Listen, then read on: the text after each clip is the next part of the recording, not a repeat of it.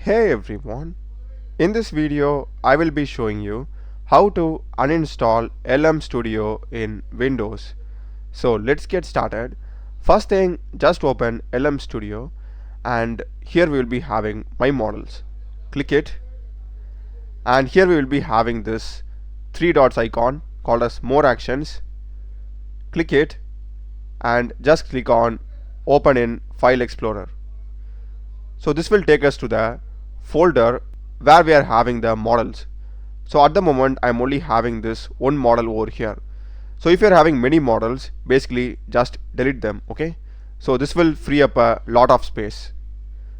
So now we can just close it and we can just close LM Studio completely. And here we are having this arrow icon. Click it and we are having LM Studio still opened. So right click and click on quit LM Studio. That is done, and now just open control panel. So for that, go to search and type control panel, open it, programs, and here select programs and features. You can even search for apps in the settings also to delete this. And here we are having LM Studio. Right click and select uninstall and click on next. And that's it, it has been uninstalled. Click on finish and now LM Studio won't be here. Now we need to go and remove some folders related to LM Studio. So for this we need to go to the folder where we have installed LM Studio. So by default it's going to be this PC, local disk C, and users, and you need to select your system username. And as you can see here, we are having this .lm studio folder. So we are having lot of contents inside it.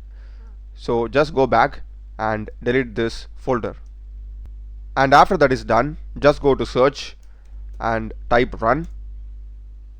Here just type %appdata% and click on OK. So we will be taken to the app data roaming folder. Here also we can see we are having the LM Studio folder.